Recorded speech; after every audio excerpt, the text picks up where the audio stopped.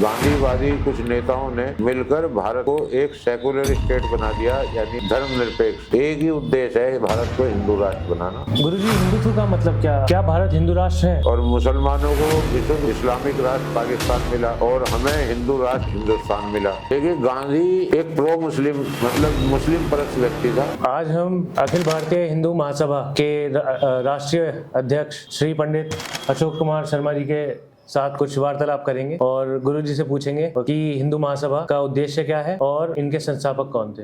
जी गुरुजी, अपने बारे में बताइए। मेरा नाम पंडित अशोक शर्मा है जी। और मैं अखिल भारत हिंदू महासभा का 57 साल पुराना कार्यकर्ता हूँ। तो जब इतना लंबा समय हो जाता तो किसी पद की या वो तो रहती नहीं, फिर भी संस्था ने मुझे एक सम्मान के रूप में राष्ट्रीय उपाध्यक्ष का दायित्व सौंपा है। और इसके अलावा सबसे बड़ी गर्व की बात यह है कि विश्व की प्रथम नाथूराम गौडसे नाना आपटे की प्रतिमा विराजमान है, जिसके हम नीचे बैठे हुए वार्ता कर रहे हैं। यही मेरा परिचय है। जी, मैं आपसे ये जानना चाहूंगा कि अखिल भारतीय हिंदू महासभा की स्थापना कब हुई?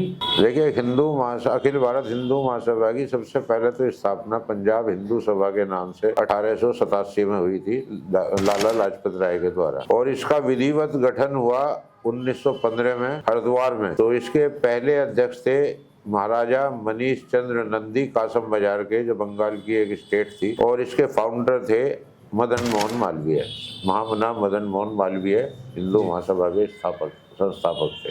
जी। अपनी संस्था का जो है उद्देश्य है वो क्या है? हमारी संस्था का उद्देश्य ये है कि संक्षेप में एक ही उद्देश्य है भारत को हिंदू राष्ट्र बनाना और भारत को उसके मूल स्वरूप हिंदू राष्ट्र में लाना। गुरुजी, हिंदुत्व का मतलब क्या? देखिए, हिंदुत्व का मतलब ये है कि वीर सावरकर जी ने इसकी सबसे अच्छी व्याख्या करी थी कि जो लोग इस पुण्य भूमि को अपनी पुण्य भूमि, पितृभूमि, मातृभूमि मानते हैं वो हिंदू हैं। और अगर इससे अलग कहीं है तो वो कुछ नहीं है। बस केवल हिंदुत्व, जो हिंदू है वो भारत को पुण्य भूमि, मातृभूमि, पितृभूमि माने। तो क्या भारत हिंदू राष्ट्र है? देखिए, इन परिस्थितियों में तो नहीं है, क्योंकि सन 47 के बंटवारे में हमें जो है मूल रूप से तो हिंदू राष्ट्र ही दिया गया था। सन 47 में जो बंटवारा हुआ था वो धर्म के आधार पर हुआ था और मुसलमानों को विशुद्ध इस्लामिक राष्ट्र पाकिस्तान मिला और हमें हिंदू राष्ट्र हिंदुस्तान मिला। परंतु तत्कालीन गांधीवादी कुछ नेताओं ने मिलकर भारत को एक सेकुलर स्टेट बना दिया, यानी धर्मनिरपेक्ष। तो भारत अब इस समय जो है एक सेकुलर स्टेट है। इसे हिंदू राष्ट्र बनाने की दिशा में हम सब लोग कार्य कर रहे हैं। जी। सावरकर जी के नाम के आगे वीर कब और कैसे, किन किन परिस्थितियों में? वीर सावरकर जी के बारे में तो भैया शब्द हमारे पास नहीं है कहने के लिए। उन्होंने इंग्लैंड में रहकर एक गदर पार्टी की स्थापना की और अंग्रेजों के खिलाफ एक अभियान चलाया। तो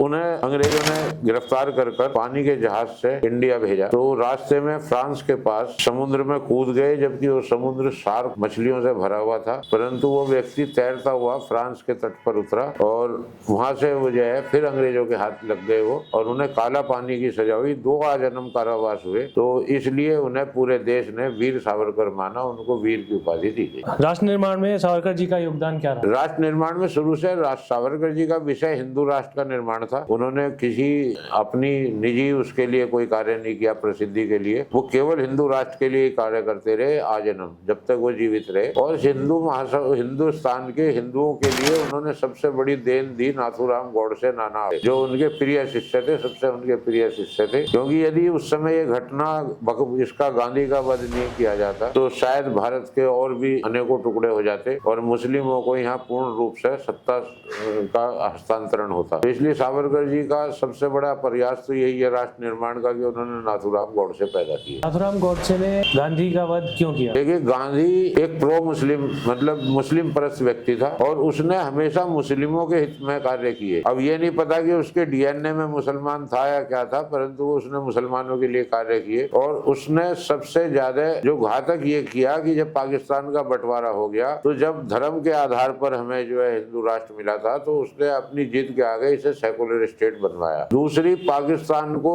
उस समय बंटवारा होने के बाद पाकिस्तान ने हमारे कश्मीर पर हमला किया और भारत ने 55 करोड़ रुपए जो देने का वायदा किया था वो जबरदस्ती महात्मा गांधी गांधी ने आमरण अनशन कर दिलवाए। उसके बाद 30 जनवरी को गांधी का वध हुआ। गांधी एक और कारनामा करना चाहता था कि लाहौर से लेकर बंगाल तक एक वो गलियारा बनाना चाहता था मुसलमानों के लिए, क्योंकि बंगाल के 2 टुकड़े हुए थे, वेस्ट बंगाल, एक पश्चिमी बंगाल, पाकिस्तान और पूर्वी पाकिस्तान। तो उनको बीच में जाने के लिए 2 किलोमीटर चौड़ा एक गलियारा बनाने की बात थी। ये गांधी फिर अनशन पर बैठने वाला था और हिंदू महासभा को ये सूचना गुप्त रूप से प्राप्त हुई, इसलिए 30 जनवरी को गांधी का वध किया गया। और गांधी का वध ना होता तो एक वो गलियारा होता, अगर हिंदुस्तान के बीच में से जाता। फिर उस गलियारे की शर्त बड़ी अजीब थी कि उस पर कोई मुस्लिम नहीं, हिंदू नहीं रहेगा, और उस गलियारे में जो भी गश्त होगी वो पाकिस्तान पुलिस की होगी, और गलियारे के 2-2 किलोमीटर दूर तक कोई बस्ती नहीं होगी। तो एक हमारे देश में एक और विभाजन हो गया था और एक और विभाजन की नींव रखी जा रही थी, इसलिए गांधी का वध करना अनिवार्य हो गया। कुछ पार्टियां सावरकर जी को माफी वीर के नाम से बोलती हैं जी। उस पर आपकी क्या टिप्पणी?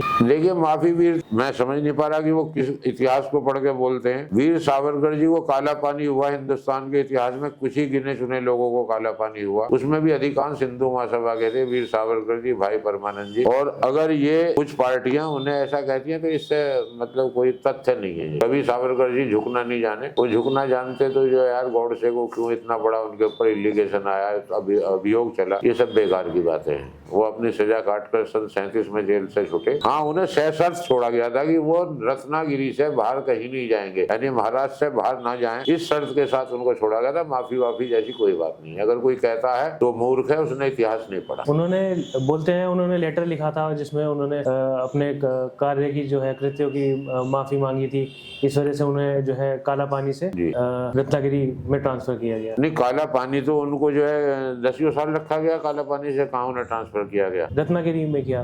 नहीं, रत्नागिरी में किया गया, पर काला पानी से आए तो वो नजरबंद होकर ही थे। तो उन्होंने अपने कृत्यों के, उनका कोई कृत्य ऐसा था ही नहीं कि जिसके लिए वो क्षमा मांगते। वो अंग्रेजों से लड़ते आए शुरू से और हिंदू राष्ट्र के लिए लड़ते रहे, तो इसलिए मैं नहीं समझता कि उन्होंने जो है, हमारे संज्ञान में नहीं है कि गांधी जी से, वो सरकार से सावरकर जी ने माफी। धन्यवाद गुरु जी। जय हिंदू राष्ट्र। जय हिंद राष्ट्र। आज के लिए इतना ही, फिर मिलेंगे अगली बार।